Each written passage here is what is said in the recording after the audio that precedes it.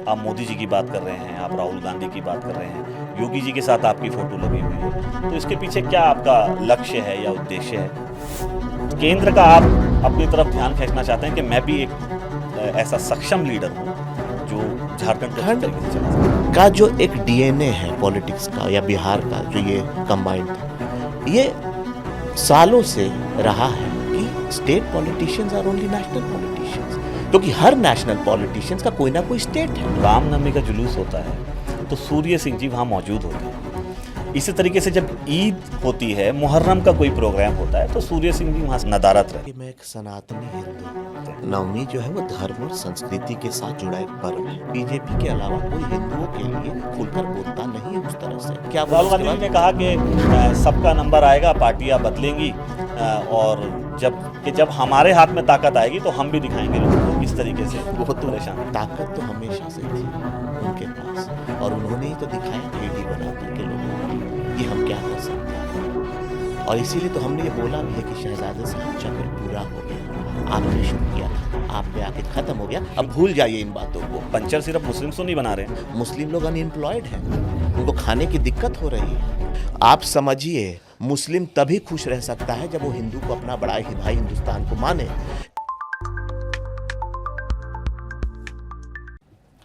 Hello दोस्तों, कैसे हैं आप सब? द SR के शो में आपका स्वागत है। आपके बीच में फिर से एक बार मौजूद हूँ एक नए गेस्ट के साथ, एक खूबसूरत गेस्ट के साथ। मैं खूबसूरत गेस्ट इसलिए कह रहा हूँ क्योंकि उनसे जब मैंने पॉडकास्ट का टाइम लिया और पहला क्वेश्चन मैंने उनसे ये पूछा कि सर मैं आपसे क्या क्या पूछ सकता हूँ, या क्या ऐसा क्वेश्चन लिया जाए जो आप चाहते हैं कि इस पॉडकास्ट में हम डिस्कस करें, तो ये बंदिश उन्होंने मेरे से बिल्कुल ख़त्म कर दी। जी हाँ, उन्होंने कहा जो आप पूछना चाहते हैं आप मुझसे पूछिए, मैं जनता का लीडर हूँ और जनता की बात को जनता के बीच में रखने में मुझे कोई बुराई नहीं है, कोई गुरेज नहीं है। पॉलिटिकल फैमिली से आते हैं, बहुत सारी बातें राजनीतिक गलियारे में उनके लिए होती रहती हैं। बहुत पुराना राजनीतिक बैकग्राउंड उनका रहा है, वालिद स्टेट में मंत्री रहे हैं। बहुत सारी बातें आज उनसे होंगी। हुसैनाबाद विधानसभा झारखंड से मेरे बीच में मौजूद हैं सूर्य सिंह जी। सूर्य सिंह जी, कैसे हैं आप? बिल्कुल ठीक हूँ, धन्यवाद। बहुत सारी बातें आज मैं आपसे राजनीतिक गलियारे की करूंगा। मैं चाह नहीं रहा था कि पहला क्वेश्चन मैं ऐसा लूं जिसमें कंट्रोवर्सी हो। मेरी कोशिश थी कि कुछ बातें ऐसी हो जाएं जिसमें एक फैमिली फ्रेंडली माहौल क्रिएट हो जाए। लेकिन आपकी विधानसभा का नाम जब मेरी ज़बान पे आया, हुसैनाबाद, तो ऐसा लगता है कोई ऐसी कॉन्स्टिट्यूंसी है जहाँ पर मुस्लिम बहुल सीट है, जहाँ मुस्लिम वोटर्स हैं, और आप जिस पार्टी को बिलोंग करते हैं वो बीजेपी है। तो किस तरीके से ये कोऑर्डिनेशन बनाया जाता है कि एक ऐसी विधानसभा में जिसका नाम ही हुसैनाबाद है, वहाँ आप किस तरीके से राजनीति करते हैं? देखिए, मेरे लिए राजनीति का जी। मैं इन शॉर्ट बताऊंगा क्योंकि इसका जवाब बहुत बड़ा हो सकता है और उतना समय भी नहीं है, लेकिन राजनीति को मैं विकास से जोड़ता हूँ। ठीक है। और जो गलतफहमी होती है, जो कुछ समुदाय के बीच में पनप चुकी है, और वो भी गंदी राजनीति के चलते, उसको दूर कर सकें। तो मेरा यही लक्ष्य रहेगा, जो हमारे मुसलमान भाई लोग बीजेपी से नहीं जुड़ पा रहे हैं उनको जोड़ें और उसकी कड़ी रहे विकास। ठीक है, जो हम करते आए हैं। आप करते हैं, आपने बिल्कुल बात आपकी ठीक कही। लेकिन जो मैंने आपका राजनीतिक बैकग्राउंड देखा, आपकी प्रोफाइल चेक करी, लोगों से आपके बारे में जानने की कोशिश की, तो मैंने जो सबसे पहली चीज़ देखी वो ये देखी कि जब रामनवमी का जुलूस होता है तो सूर्य सिंह जी वहाँ मौजूद होते हैं। इसी तरीके से जब ईद होती है, मुहर्रम का कोई प्रोग्राम होता है तो सूर्य सिंह जी वहाँ से नदारत रहते हैं। तो किस तरीके से आप मुस्लिम्स को अपने अपने साथ जोड़ने की बात कर रहे हैं? देखिए, मैं एक सनातनी हिंदू हूँ। ठीक है। नवमी जो है वो धर्म और संस्कृति के साथ जुड़ा एक पर्व है, जिसमें मेरा रहना अनिवार्य है। लोग मुझे बुलाते हैं, हज़ारों लाखों की संख्या में बुलाते हैं, वो अपने को भाई समझते हैं। हम लोग एक संस्कृति से हैं, तो उसमें मेरी पर्सनल पार्टिसिपेशन की ज़रूरत होती है। ठीक है। और जहाँ तक बाकी कोई भी पर्व रहता है, मैं सबको एक समान मानता हूँ। कभी मैं रह सका, कभी मैं नहीं रह सका, लेकिन मैं इसको मैं लाऊंगा ही नहीं टॉपिक में। इससे बड़ी चीज़ है कि मैं एक दूसरा ट्रेंड सेट करना चाहता हूँ राजनीति में। For example? वो है विकास की। ठीक है। जितना हम लोगों ने मुसलमानों के लिए विकास किया है हमारे कॉन्स्टिट्यूंसी में पिछले 60 साल से, 50-60, जब से आज़ादी का एक तरह से चल रहा है, किसी ने नहीं किया है। उन्हें सड़क दिया, उन्हें बिजली दिया, उन्हें शिक्षा दिया जो पहले नहीं था। तो इसको मैं ऐसे जोड़ूंगा कि मेरे लिए हर कोई बराबर है, लेकिन जहाँ मेरा धर्म मुझे बोलता है कि मेरी पर्सनल पार्टिसिपेशन ज़रूरी है, वहाँ मेरा पहुँचना अनिवार्य हो जाता है। नहीं तो बाकी अगर मैं हूँ तो हूँ और नहीं हूँ तो कुछ हिंदू त्यौहार भी हैं ऐसे होते हैं जहाँ मैं नहीं रह पाता हूँ। मैंने एक प्रोफाइल में आपकी जब मैं देख रहा था, झांक रहा था, तो मुझे एक चीज़ और दिखाई दी। आप पॉलिटिशियन हैं झारखंड के, लेकिन जो मैंने आपकी प्रोफाइल जब पूरी देखी है तो मुझे ऐसा झलका कि आप नेशनल लेवल के लीडर बनना चाह रहे हैं। आप मोदी जी की बात कर रहे हैं, आप राहुल गांधी की बात कर रहे हैं, योगी जी के साथ आपकी फ़ोटो लगी हुई है।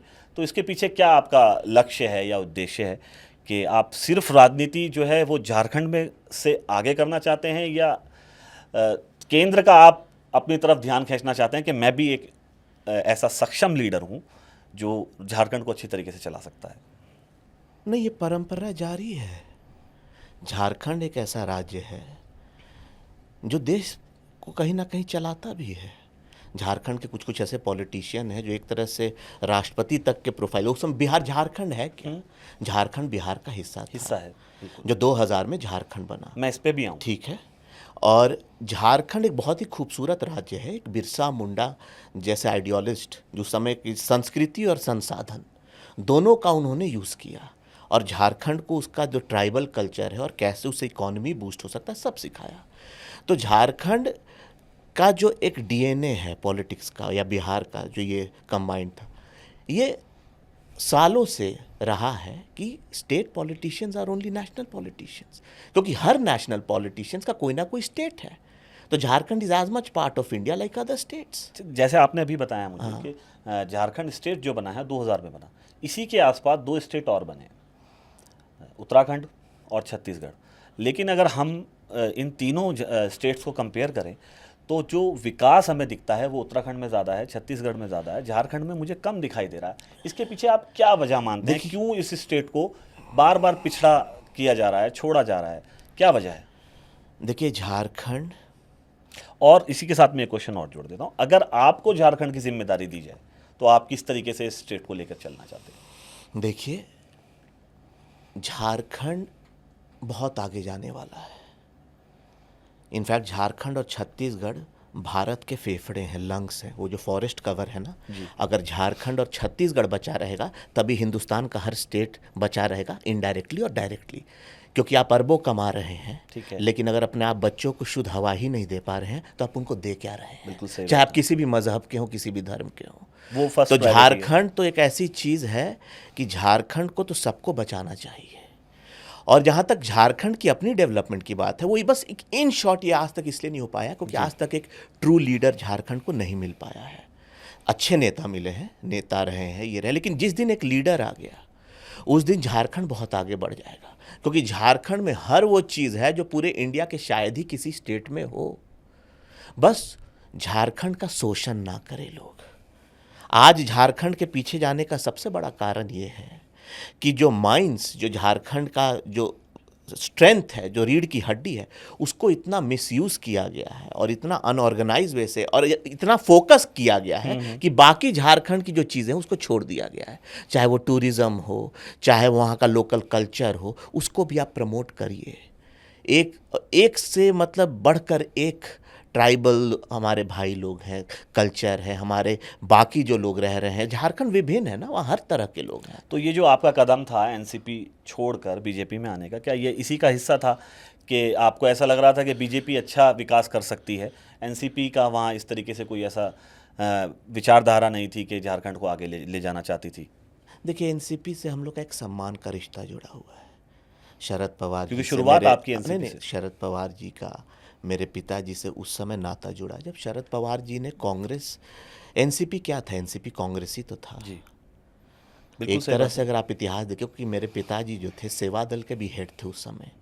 वो एक ऐसा विंग था जो कांग्रेस, खैर अभी हम यहाँ पर कांग्रेस को ज्ञान नहीं देंगे, नहीं, ठीक है। लेकिन जो सबसे बड़ी बात है, हालांकि मैं तो चाहूंगा कि आप इस नहीं सुनिए, अब क्या है, क्योंकि हम बीजेपी में हैं और बीजेपी कैसे बनी?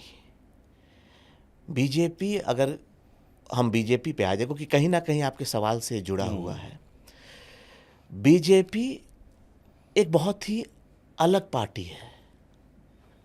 अलग तो है, हाँ। ये तो मैं भी खुद मानता हूँ, और राजनीतिक गलियारे के जितने लोग हैं जो इस बात पर चर्चा करते हैं वो मानते हैं कि बीजेपी एक अलग पार्टी है, और इसमें भी कोई डाउट नहीं है। जो आपकी पार्टी की कमान इस टाइम संभाल रहे हैं नरेंद्र मोदी जी, उनका भी अभी तोड़ फिलहाल मौजूदा राजनीति में मुझे भी दिखाई नहीं दे रहा। एज अ मुस्लिम, अगर आप मुझसे पूछेंगे कि आप नरेंद्र मोदी को किस तरीके से देखते हैं, तो मैं यही कहूँगा कि वो इतने शार्प पॉलिटिशियन हैं कि उनका मुकाबला अभी फिलहाल कोई कर ही नहीं पा रहा है। ये बात सच्चाई है, जो मैं आपकी नहीं, बात लेकिन से अग्री क्यों करता है? हूँ। क्योंकि वो सबको लेकर के चलते हैं।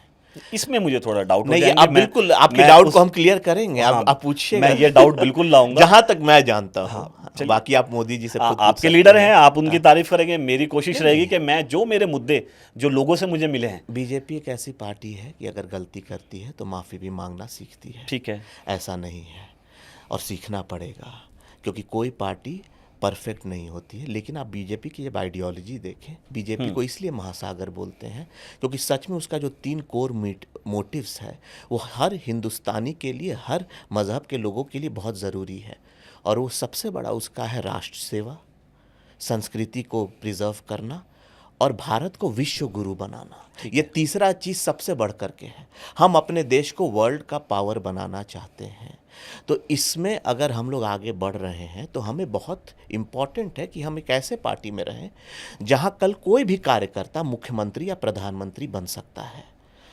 आप ये देखिए, इन बातों को हमारे राष्ट्रीय, मतलब हमारे होम मिनिस्टर साहब अमित शाह जी ने भी दोहराया था, बोला था। आप उनका इंटरव्यू भी देखिए। ये ब्यूटी है। ठीक है, मैं आपकी यहाँ तक बातों से सहमत हूँ। हाँ।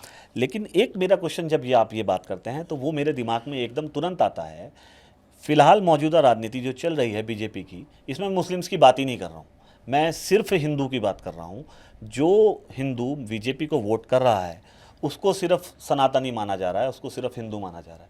उससे अलहदा जो पार्टी विपक्ष में है, वो कोई भी हो, कोई भी पार्टी हो सकती है, समाजवादी हो सकती है, बीएसपी हो सकती है, कांग्रेस हो सकती है, एनसीपी हो सकती है, आपकी पुरानी पार्टी एनसीपी की फिर दूसरा भी एक और गुट बन गया है, उनको हिंदू क्यों नहीं माना जा रहा, उनको सनातनी क्यों नहीं माना जा रहा? या मुझे ऐसा लग रहा है, या आप इस चीज़ से सहमत हैं या नहीं? नहीं, देखिए, बहुत हद तक तो आपने जो बोला है ये ऑपोजिशन का एक प्रोपेगेंडा है फैलाया हुआ। लेकिन जो एक हद का जो इसका आंसर है वो मैं ये दे सकता हूँ, क्योंकि बीजेपी के अलावा कोई हिंदुओं के लिए खुलकर बोलता नहीं है उस तरह से। चाहे संसद में, बांग्लादेश में जब अत्याचार हुआ तो संसद में किसी ने नहीं बोला। नहीं सर, बोलना तो चाहिए ना। देखिए, बोलना किसको चाहिए? बोलना, जैसे मुस्लिम के लोगों पे अत्याचार होता है तो वहाँ मुस्लिम के नेता बोलते हैं ना, और उसका सम्मान करना चाहिए, क्योंकि यही तो लोकतंत्र है। बिल्कुल करना चाहिए। आप ओवैसी जी को देखिए, इनको देखिए, लोग बोलते हैं, और बाकी भी कितने बोलते हैं। लेकिन मेरा बस ये कहना है कि आप कोर इश्यूज को समझिए, सब चीज़ को अगर आप देखिएगा मिलाकर। और यहाँ मैं पॉलिटिकल नहीं हो रहा हूँ। अगर आपको लगता है कि मैं बीजेपी में जस्ट आया हूँ, और इसलिए आया हूँ कि बीजेपी की जो विचारधारा है वो आज के देश में युवा लोगों के लिए, सबके लिए ज़रूरत है, और जो इसमें एक बड़ा सा बदलाव लाना है वो मैं आकर के लाऊंगा, मेरी कोशिश रहेगी। और वो बदलाव है युवा को रोज़गार देना। ठीक है। देखिए, रोज़गार तो मिलता है, लेकिन बल्क रोज़गार। बोलने को सब कोई बोल देता है कि हम देंगे, लेकिन अब करने का समय आ गया है। और बस ऑफिशियल और वेकेंट पोस्ट को भरने का नहीं, न्यू जॉब्स क्रिएट करने का, जो जॉब्स जो दिखें, और पेपर पे नहीं, ज़मीन पर। ठीक है, आपने कहा मैं बीजेपी में भी जस्ट आया हूँ, इसलिए भी ये सवाल ज़रूरी हो जाता है। जो भी लीडर बीजेपी में आ रहा है वो कुछ ना कुछ सोच कर आ रहा है। वो सोच रहा है कि फ्यूचर की राजनीति मेरी अच्छी हो जाए। कुछ लोग इसलिए आ रहे हैं कि पुराने केसेस हट जाएं। बीजेपी पे सबसे बड़ा आरोप जो विपक्ष लगाता है वो ये लगाता है कि ये एजेंसीज़ का दुरुपयोग करती है। ईडी हो, सीबीआई हो, कोई भी एजेंसी हो, वो इसका दुरुपयोग करके सामने वाली पार्टी को तोड़ने की कोशिश करती है। राहुल गांधी पे फिलहाल नेशनल हेराल्ड केस लगाया गया, तो कांग्रेस ही चिल्ला पड़े कि गुजरात में हम अच्छा कर रहे हैं, हमने एक बहुत अच्छा प्लेटफॉर्म बनाया, तो इन्होंने हमारे नेता पे प्रहार किया। आप इसको किस तरीके से क्या देख रहे हैं? बोला था राहुल गांधी जी ने? अगर आप वो स्टेटमेंट भी ज़रा मुझे याद दिला देते हैं। बातें तो बहुत सारी हुई हैं, कुछ उनका एक वीडियो controversy- जो वायरल हो रहा है, कंट्रोवर्सी, मैं समझ रहा हूँ आप उससे क्या बिल्कुल आप बताइए। मैं बोलूंगा, आपने जब क्वेश्चन मैं उस पार्टी का नेता या उस पार्टी का सपोर्टर नहीं हूँ। तो आप बताइए राहुल गांधी ने क्या बोला? राहुल गांधी ने कहा कि सबका नंबर आएगा, पार्टियां बदलेंगी, और जब हमारे हाथ में, मतलब मैं इसका एक वो कर रहा हूँ कि खुल के उन्होंने ये कहना चाहा कि जब हमारे हाथ में ताकत आएगी तो हम भी दिखाएंगे लोगों को किस तरीके से वो तो परेशान। ताकत तो हमेशा से थी उनके पास, और उन्होंने ही तो दिखाया था ईडी बना करके लोगों को कि हम क्या कर सकते हैं।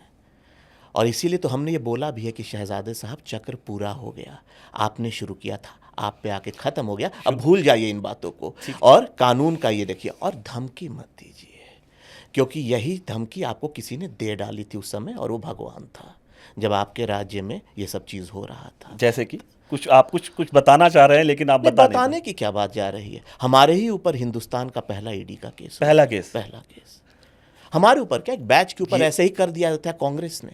ये तो आप बड़ी इंटरेस्टेड बात बता रहे हैं। नहीं तो ये इंटरेस्टिंग चीज ही थी हमारे, मतलब हमारे पिताजी। हाँ, वो एक ही बात लेकिन है। परिवार, इसमें परिवार भी अछूता नहीं रहा। नहीं, इस पर परिवार भी अछूता नहीं रहा। और आज देखिए राहुल गांधी जी का भी पूरा परिवार अछूता नहीं रहा। ये कर्मा कहते हैं। देखिए जीवन में आपको कुछ कुछ चीज समझना होता है। तो ये ऐसा तो नहीं है कि बीजेपी बदला ले रही है? कभी नहीं। तो ऐसा तो इसका मतलब तो सबसे पहले बदला गांधी जी ने लिया था, राहुल गांधी जी ने। तब तो राहुल गांधी जी ने बदला लिया था ना सबसे पहले। ठीक है, ज्यादा डीपली में नहीं जाऊंगा। हाँ, इसीलिए आप मत जाइए। यहाँ पे लॉ में विश्वास रखना चाहिए। जैसे हर किसी, जब हम पेशेंस रख सकते हैं तो हर कोई रख सकता है। हमारा भी आज देखिए, कभी हमको जीत मिली, कभी हार मिली, फंसाया तो हमें गया था। ये तो अब दुनिया खुद डिपार्टमेंट बोल रहा है। ये अब उस समय नहीं, कांग्रेस ही के राज्य में बोल दिया था ये गलत हो रहा है। लेकिन कांग्रेस इतना अहंकारी था कि उस समय देख नहीं पा रहा था कि देश में और भी क्या चल रहा है। जो लोग देश के हैं, अगर आप उनको भूल जाते हैं तो आप देश नहीं चला पाइएगा। आपके लिए एक बात और कही जाती है कि आप सिल्वर स्पून लेकर पैदा हुए हैं, क्योंकि आपके वालिद, आपके पिताजी, मैं वालिद का वर्ड बार बार इसलिए भी इस्तेमाल कर रहा हूँ क्योंकि आप बीजेपी से आते हैं और बीजेपी की ही पार्टी, बीजेपी के ही लोग उर्दू ज़बान को बाहरी ज़बान कहते हैं। मैं एज अ शायर भी उर्दू ज़बान को प्रमोट करता हूँ, इसलिए मैं बार बार, मेरी कोशिश है कि मैं उर्दू के अल्फाज यूज़ करूँ। आपके वालिद को कहा जाता है, ये राजनीतिक गलियारों में चर्चा है कि वो पुराने पॉलिटिशियंस हैं, इसलिए आपको राजनीति में कुछ ज़्यादा मेहनत करने की ज़रूरत पड़ नहीं रही है। आपके लिए प्लेटफॉर्म एक बना हुआ है, सिल्वर स्पून आपके हाथ में है, आपको सिर्फ राजनीति में उतरना है और आगे का प्लेटफॉर्म आपका क्लियर। बिल्कुल, सिल्वर स्पून के साथ तो मैं पैदा हुआ था, लेकिन उसके बाद वो सिल्वर स्पून आयरन स्पून बन गई थी। जैसे कि हमने अपनी लड़ाई खुद लड़ी है। राजनीतिक परिवार में पैदा तो मैं ज़रूर हो गया था, लेकिन एग्जामिनेशन क्लियर हमने किया है, क्योंकि मुझे अपनी पढ़ाई ऑस्ट्रेलिया में छोड़ करके आनी पड़ी थी एक बैक, जब मेरे पिताजी को झूठे मुकदमों में फंसाया गया। ठीक है। और उसके बाद आ करके वापस चुनाव क्या जीता जाता है ये मुझे ही पता है, क्योंकि हम सही थे। तो ऐसा नहीं है, मैं स्ट्रगल से आया हूँ और मेरा जो स्ट्रगल रहा है और क्या क्या रहा है वो कोई सोच नहीं सकता है। 14 साल 15 साल से मैं स्ट्रगल ही कर रहा हूँ और उस स्ट्रगल में मेरे पास सर उठाने का भी बहुत रीज़न मिला। हमने ऐसा कुछ जनता के लिए किया जिसने इतिहास में कुछ नहीं किया, शायद ही किसी ने किया, जैसे कि एक सूर्या मॉडल। अब हम लोग हर गांव में जाते हैं और वहाँ पे विधायक फंड बांटते हैं, लोगों में जनता दरबार करके। जो बड़ी बड़ी काम तो हम लोग किए, लेकिन छोटी छोटी कुछ कुछ नया थॉट्स लाना। और एक मेरा प्रयास था मैं फॉरेस्ट को बचाना, कि आगे इन्वायरमेंट अगर झारखंड का नहीं बचेगा तो झारखंड में चाहे वो कोई भी हो वो खुश नहीं रह पाएगा। ये तो ज़रूरी है मुझे तो लगता है। और उस पर मुझे विजय मिली जो 100 साल मैं अपनी कामों को खामोशी से किया। लेकिन हाँ, सिल्वर स्पून के साथ पैदा लिया, अच्छी पढ़ाई हुई, सब हुई, बाहर भी गया, लेकिन राजनीति के कारण वो आयरन स्पून बना। उसके बाद जो मैंने देखा है, लेकिन वो भी दौर था, लिखा था। और आज के दुनिया में आप एक नेता के बेटा हैं तो आपको लाइसेंस नहीं मिल जाता है चुनाव जीतने का। ये जनता डिसाइड करती है और जनता के लिए कुछ करना भी पड़ता है। क्योंकि अब आप बीजेपी में आ चुके हैं और बीजेपी की आइडियोलॉजी और जो बीजेपी की विचारधारा है वो आपको उस विचारधारा से आप सहमत हैं, इसलिए आपने बीजेपी। बिल्कुल। तो मेरा अब इसी विचारधारा से निकलता हुआ एक सवाल आपके बीच में आएगा, तो थोड़ा सा कंट्रोवर्सी भी हो जाएगी मुझे, लेकिन ऐसा लगता है जिस तरीके से आपने सारे जवाब बेबाकी से दिए हैं उसका जवाब भी आप बेबाकी से देंगे। पहले आप संविधान को ऊपर रखते हैं या हिंदुत्व को ऊपर रखते हैं? देखिए, हिंदुत्व एक बहुत ही ब्यूटीफुल वर्ड है जिसको लोगों ने स्पॉइल कर दिया है। ठीक है। मैं आपको समझा, आपकी पार्टी के लोगों का कुछ दोष नहीं आपको लगता? छोड़िए, मैं यहाँ लास्ट चुनाव हुआ तो उन्होंने कहा 400 पार कर दीजिए, हम संविधान खत्म कर देंगे। ऐसा है ना, बीजेपी क्या बोलती है वो मुझे बताइए, बीजेपी के लोग नहीं। सर, बीजेपी एक महासागर है। बीजेपी अगर प्रेस कॉन्फ्रेंस करके अपने हेडक्वार्टर में उनके राष्ट्रीय अध्यक्ष कुछ बोल रहे हैं तब मैं उस पर आंसर करूंगा। प्रधानमंत्री ने कुछ बोला है मैं आंसर करूंगा, अमित शाह जी ने कुछ बोला है मैं आंसर करूंगा, योगी जी भी अगर हिंदुत्व के बारे में कुछ बोल रहे तो एज अ हिंदू आप मुझसे पूछ सकते हैं, मैं आंसर करूंगा। सबकी स्पेशलिटी है। लेकिन बीजेपी क्या बोलती है ये पूछिए मुझसे। जनरली आप मुझसे क्या पूछना चाहते हैं वो अलग पूछिए। मैं यही पूछना चाह रहा हूँ कि बीजेपी की क्या ये आइडियोलॉजी नहीं है कि संविधान को हटाना है, हिंदुत्व को लाना? बिल्कुल नहीं, क्योंकि बीजेपी जानती है दोनों हाथ हैं, ये दोनों हाथ हैं। एक हिंदुत्व जो 80% भारत की आबादी है और जिसको सबको लेकर के चलना है, चाहे वो मुस्लिम हो, क्रिश्चियन हो, सिख हो, सब उसके भाई हैं। मैं हमेशा बोला था कि हिंदुस्तान में हिंदू बड़ा भाई था, है और रहेगा, और मुसलमान हमारे छोटे भाई हैं, और बाकी भी जो हमारे मज़हब के लोग हैं, सिख, ईसाई, जैन, सब। ये इसलिए भी बन जाता है क्योंकि 80% जिस देश की आबादी किसी एक धर्म की हो तो वो बड़ा भाई कहलाया जाएगा, जाहिर सी बात है। नहीं, और दिल बड़ा रखना चाहिए मुसलमान भाइयों को ना। हम लोग भी बाहर के कंट्रीज में जाते हैं तो हम छोटे भाई बन जाते हैं ना, हम खुश रहते हैं ना भाई कि हम वहाँ लड़ते हैं, हम दुबई जाके लड़ रहे हैं, हम पाकिस्तान, मतलब कहीं भी जाके हम लड़ रहे हैं। तो हिंदुस्तान में आप हिंदुओं को मानो ना बड़ा भाई आपके। तो और देखिए ये भी आपको मैं बताता हूँ, हिंदुस्तान शायद ही ऐसा रेयर देश है जहाँ मुस्लिम आपस में शांति से रह रहे, लड़ नहीं रहे, नहीं तो बाकी हर जगह आपस में लड़के मर। आप समझिए मुस्लिम तभी खुश रह सकता है जब वो हिंदू को अपना बड़ा ही भाई हिंदुस्तान को माने, क्योंकि हिंदुइज्म जो है वो वर्ल्ड का तीसरा सबसे बड़ा रिलीजन है। क्रिश्चियनिटी, इस्लाम और हिंदुइज्म तीसरा। मुस्लिम लोग का ऑलरेडी इस्लाम और क्रिश्चियनिटी। आप हिंदुइज्म को आपको रिस्पेक्ट देना होगा, क्योंकि हिंदुइज्म ओल्डेस्ट वर्ल्ड में है। ये भी वही बाइबल कहता है, मतलब वही जो फैक्ट कहता है, जो ये बोलता है कि क्रिश्चियनिटी सबसे ज़्यादा है और इस्लाम है तब हिंदुइज्म है, वैसे ये वही उपन्यास वही यही बोलता है कि हिंदुइज्म सबसे पुराना भी है। तो जो सबसे पुराना उसको बड़ा भाई मानोगे ना। इसमें यहाँ थोड़ा सा मैं आपको रोकूंगा।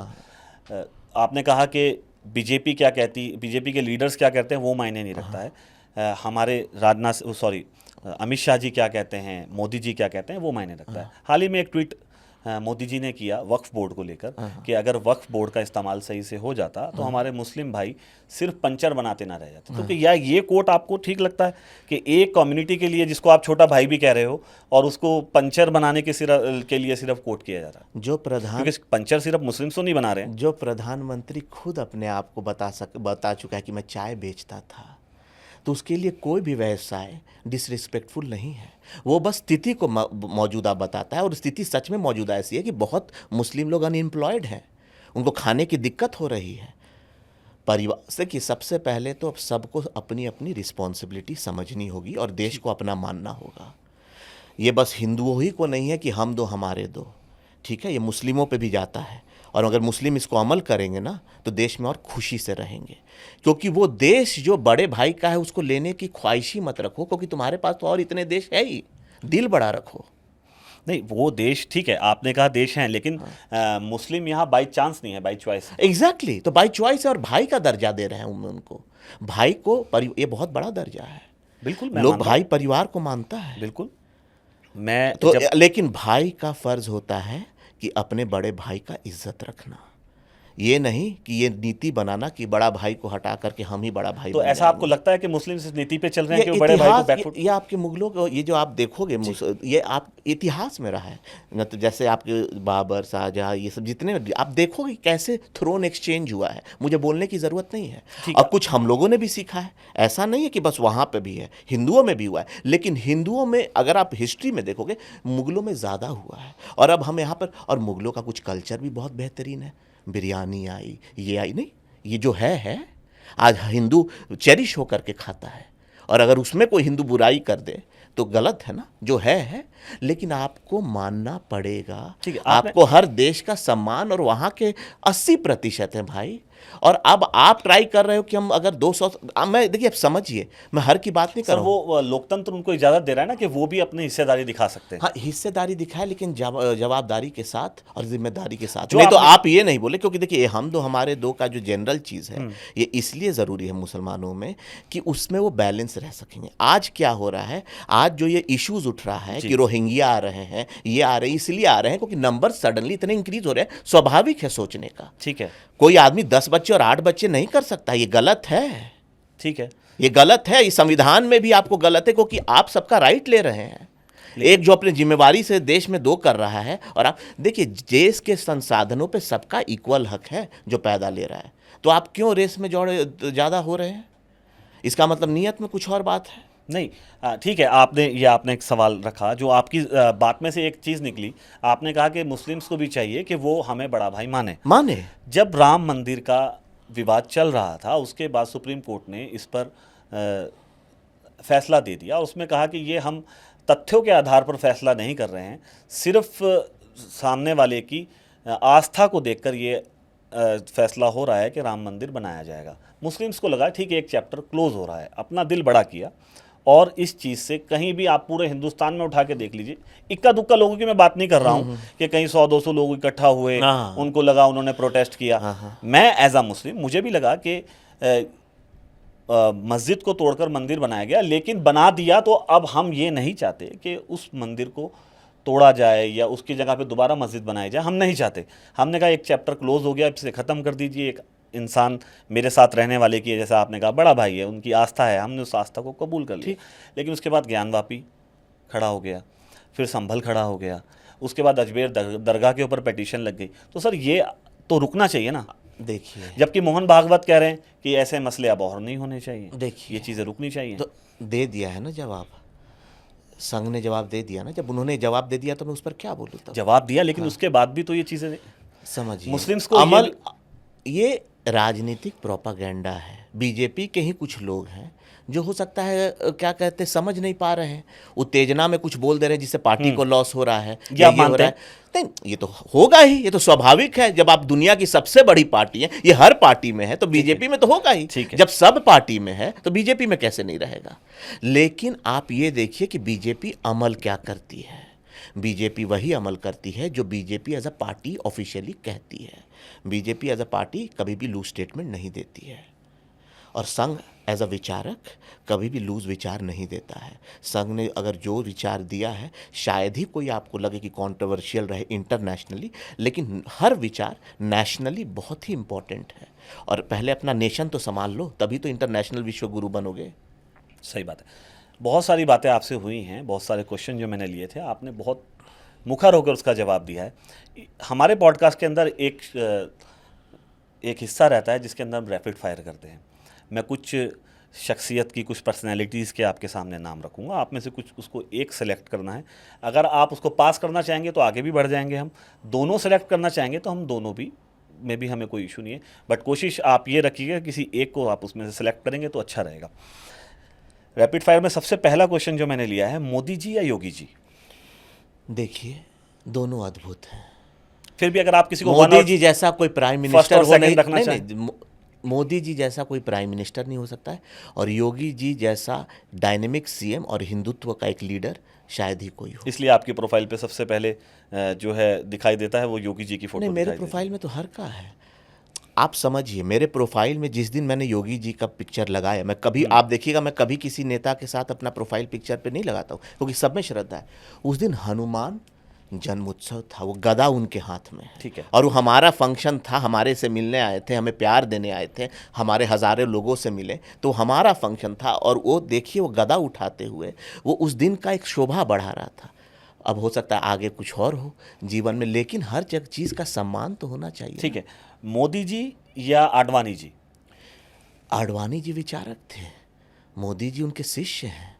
मोदी जी, आप आज भी देखिए, मोदी जी जाकर आडवाणी जी से मिलते हैं, मत चाहे ये हो। आडवाणी जी का स्वास्थ्य अब थोड़ा 92-93 एज हो रहा है, वो अभिभावक हैं, तो ये तो कोई सवाल ही नहीं हुआ। इसमें भी आप दोनों को पसंद करेंगे? नहीं, दोनों की जगह ही अलग है ना, उनका एरा। देखिए, ऐसा नहीं है ना, आप मुझे मोदी जी या दूसरे देश का कोई प्राइम मिनिस्टर बोलिए, मैं आपको आंसर देता हूँ। ठीक है, जिस आप रैंक को कंपेयर करिए, वो तो स्वाभाविक है। अगर आप पूछिए, आप मुझसे भी पूछेंगे मोदी जी या ट्रम्प, तो मैं कहूंगा मोदी जी। हाँ, तो अच्छी बात है। और मैं नहीं कहूंगा कि मुझे अपना देश पहले, अपना तो देश को ऊपर रखूंगा। ठीक है, मोदी जी या आरएसएस की आइडियोलॉजी? आरएसएस मोदी जी के समय से भी पहले से चला रहा है। ठीक है, आरएसएस एक विचार है और मोदी जी उसके अंग हैं। मोदी जी उस विचार से निकले हैं। आप क्या बात कर रहे हैं? ये यहाँ पिता और पुत्र को आप कैसे कंपेयर कर सकते हैं? ये रैपिड फायर में मैं पूछता नहीं हूँ बेसिकली, लेकिन फिर भी मैं इस क्वेश्चन से मेरे एक चीज़ आ गई है।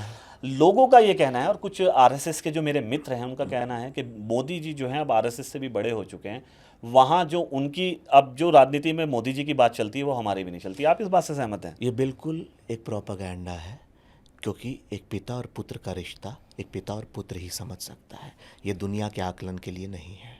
ठीक है, मोदी जी या अब्दुल कलाम आज़ाद? अब्दुल कलाम आज़ाद जी का जो योगदान है, उन्होंने क्योंकि मुस्लिम ने सिर्फ पंचर बनाने वाले नहीं दिए हैं, कुछ ऐसे लोग भी दिए हैं जिसके ऊपर दुनिया कुछ नहीं, ऐसे बहुत लोग दिए हैं, नाश करती है। नहीं, बहुत ऐसे लोग दिए, कुछ आपने क्यों बोला, बहुत ऐसे दिए, हम आपको आपका रीमिक्स करके बता रहे हैं। ठीक है, ये बोले ना ऑपोजिशन के प्रोपागेंडा पे मत जाइए। एक सच्चा भाजपा वाला जो होगा ना, वो सच में मुस्लिम को छोटा भाई मानेगा, बशर्ते मुसलमान भी दिल से बोल के बस नहीं, बोल के नहीं, क्योंकि ये हमने देखा हुआ है। अब हम उस पर हम निजी बात नहीं बोलेंगे। ठीक है, हम भी आपको नहीं ले जाएंगे निजी। हाँ, बोल के बस नहीं कि आप बड़ा भाई हो, करके दिखाओ। आज जिस दिन करके दिखाओगे, आपको हिंदुत्व इतना कुछ देगा कि आप बस मुस्कुराते ही रहिएगा, आपका परिवार मुस्कुराते रहेगा। लेकिन एक बार बड़ा दिल तो रखिए। मैं इन जनरल बोल रहा हूँ, मैं स्पेसिफिक, कुछ लोग करते भी हैं, ऐसा नहीं है, मेरे खुद फ्रेंड्स हैं। गांधी जी या सावरकर? जिसको बीजेपी कहती है वीर सावरकर, विपक्ष कहता है कि वो हम सिर्फ नाम लेते हैं। आप जो दोनों, इनमें से किसको आप आप जो दोनों नाम, कोई एक तो मुझे ऐसा दीजिए जिसमें आप एक सिलेक्ट कर रहे हो। एक तो नेशनली ही सिलेक्टेड है गांधी जी, वो तो नोट ही पे हैं, ठीक है, सब लोग उनको रिस्पेक्ट कर रहा है।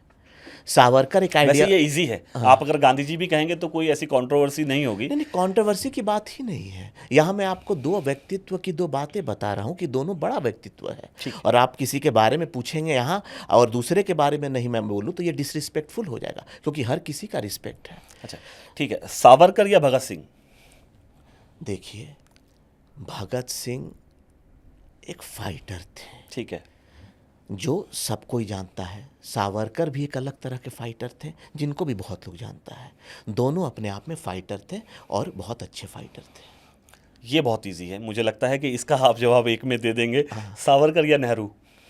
नहीं, ये तो बहुत आसान है। नहीं, देखिए बीजेपी के लिए तो बहुत आसान है। देखिए, अगर हम यहाँ पर कंपैरिजन कर रहे हैं किसको कितना परसेंट देना है, तो ऑब्वियसली एक का नाम आ जाएगा। लेकिन रिस्पेक्ट की बात है, नेहरू जी भी प्रधानमंत्री थे और उनकी भी रिस्पेक्ट ज़रूरी है। लेकिन हाँ, नेहरू जी ने जो गलत किया तो वो तो आज नेहरू जी का एक ही कमी था जो मेरे तरफ से बड़ा, बाकी तो कमियां देखी जो मीडिया बताती है करती, मैं उस समय था नहीं। ठीक है, मैंने सुना है। हाँ, वो पढ़ी हुई बातें, पढ़ी हुई बातें हैं जो मैं पैदा ही नहीं हुआ था, मेरे पैदा होने से पहले नेहरू जी चले गए थे।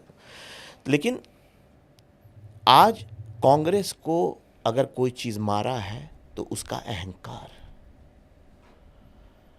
और जब आप अहंकारी हो जाते हैं तब आप ग्राउंड लेवल से कट जाते हैं, और खासकर तब जब आपके नाम से देश चल रहा होता है।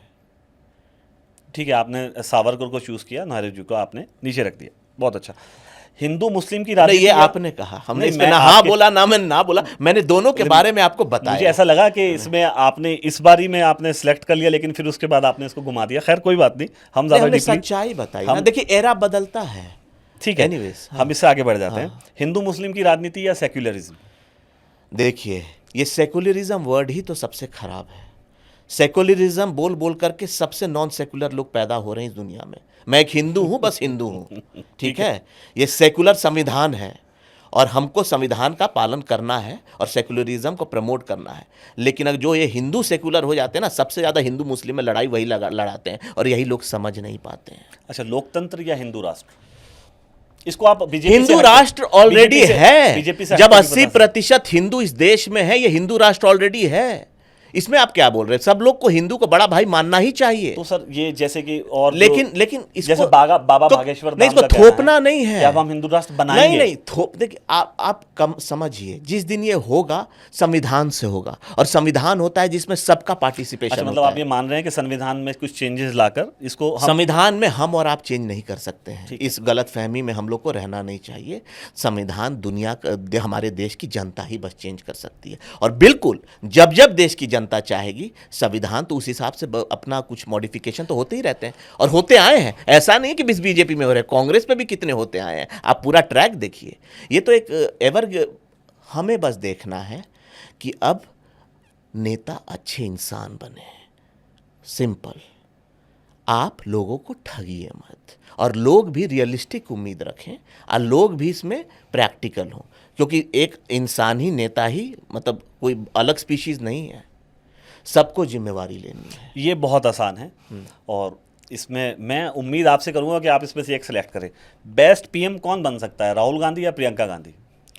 ये उनका पारिवारिक मैटर है, इस पर मैं निजी, देखिए मैं किसी के बारे में उतनी ही बातें करता हूँ जहाँ तक कि हम उनके बेडरूम में नहीं घुसें, क्योंकि वो उनका निजी अधिकार है, वो उनके परिवार की बातें हैं, वो वही बता सकते हैं कि कौन ज़्यादा। पहले कांग्रेस का समय तो आए, ये काल्पनिक बातें हो रही ये तो हैं, चक्र है तो घूमेगा। इसीलिए तो मैंने काल्पनिक आंसर दिया है, तो वही लोग पहले डिसाइड करें। अच्छा, मोदी जी के बाद कौन?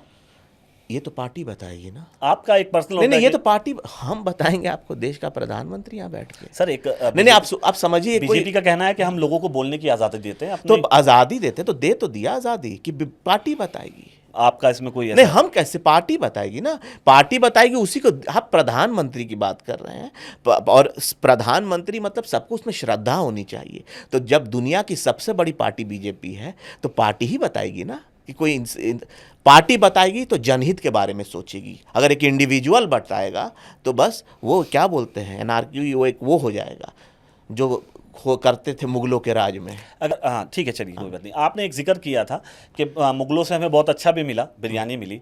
तो वेज आप पसंद करेंगे या नॉन वेज पसंद करेंगे? देखिए, ये हमारे ये भी एक चर्चा का विषय रहता है, ये होता है राजनीति के अंदर। नहीं, होता है ये। जिस दिन देखिए, ये अब ये बड़ा कंट्रोवर्शियल हो जाएगा बोलना, क्योंकि कहीं कहीं ऐसा माँ का प्रसाद है जो नॉनवेज में मिलता है। ठीक, जहाँ प्रसाद मिलता है नॉनवेज में माँ का, जहाँ देवी शक्ति पीठ है, कहीं कहीं कुछ वैसा चीज़ है, तो आप समझिए तो वो। लेकिन हम किलिंग को बढ़ावा नहीं देते हैं, ठीक है, क्योंकि आप निर्दोषों को आपको नहीं करना चाहिए। लेकिन हाँ, जहाँ रिचुअल्स है, कहीं ट्राइब्स है, मेरे देखिए ये बहुत निजी, हाँ मेरा भी मानना है हाँ, कल्चर्स को छेड़ना कल्चर नहीं है, तो चाहिए। ये हमारे बेडरूम की चीज़ है, इस पर हम क्या कल्चर को बोलें? छेड़ना हाँ, भी नहीं चाहिए, जिसका जो कल्चर है वो अपने लेकिन culture आई के एम अ साथ- फूडी, मुझे खाना बहुत बहुत पसंद पसंद है। ठीक है, इंडियन कल्चर या वेस्टर्न कल्चर? नहीं, ऑब्वियसली इंडियन कल्चर, क्योंकि जब हम अपना ही कल्चर नहीं बताएंगे तो बचा पाएंगे, तो वेस्टर्न क्या सीख पाएंगे। एक्स्ट्रा मैरिटल अफेयर सही है या गलत है? ये तो कपल ही आपको बताएगा ना, जो इसमें इन्वॉल्व हुआ है, क्योंकि हर की स्टोरी अलग होती है। ठीक है, लड़कियों के खिलाफ जो महिलाओं के खिलाफ, खवातीनों के खिलाफ जो रेप केसेस बढ़ते जा रहे हैं, अपराध बढ़ता जा रहा है, तो आपको ऐसा लगता है कि जो मुस्लिम कंट्रीज़ हैं, जिसका आपने जिक्र भी किया, आप दुबई भी जाते होंगे, आप अरब भी गए होंगे, वहाँ जो कानून लागू किए जा चुके हैं कि जिसने भी रेप किया या कोई ऐसी घटना को अंजाम दिया, उसको 2 से 3 महीने के अंदर सज़ा दी जाती है, मौत की सज़ा दी जाती है, गोली मार दी जाती है। ये कानून ठीक है या नहीं है? यदि ठीक है तो हिंदुस्तान में आना चाहिए या नहीं आना? देखिए, एक ऐसी चीज़ है जहाँ कोई कॉम्प्रोमाइज़ नहीं होना चाहिए, लेकिन संविधान की तरफ से। ठीक है, अगर डेथ पेनल्टी है, पहले तो देखना चाहिए वो गिल्टी है कि नहीं, क्योंकि आजकल रॉन्ग केसेस भी होते हैं, राइट केसेस भी होते हैं। लेकिन सबसे बड़ा चीज़, थॉरो इन्वेस्टिगेशन होकर के, अगर कोई गिल्टी है, एक तो इन्वेस्टिगेशन में अगर कोई करप्शन कर रहा है, सबसे पहले तो उसको फांसी पे चढ़ाओ, क्योंकि पहली गलती तो वहीं होती है जहां आप जनता का विश्वास तोड़ते हो। कानून में विश्वास नहीं टूटना चाहिए। इसमें जो गलत पाया जाए, जो अगर सच में कोई रेपिस्ट है, और सच में मतलब सच में, तो उसके साथ कोई भी हमदर्दी नहीं होनी चाहिए, और कानून इसमें स्ट्रिक्ट से स्ट्रिक्ट डिसीजन ले। ठीक है, बहुत बहुत शुक्रिया सूर्य सिंह जी, आपसे बात करके बहुत मज़ा आया, और मुझे ऐसा लगा नहीं कि कोई बंदिश है। आपने मेरे पर जो आपने कहा था कि कोई बंदिश नहीं है, और उस बंदिश को तोड़कर हमने सवाल किए, उस बंदिश से हटकर आपने जवाब दिए। ये थे सूर्य सिंह जी, फायर ब्रांड नेता, फायर ब्रांड पॉलिटिशियन, झारखंड की उभरती हुई आवाज़।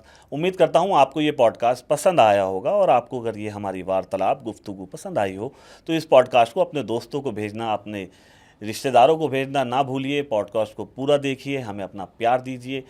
अगले पॉडकास्ट आने तक आप हमारे साथ बने रहिए। दायसार के शो में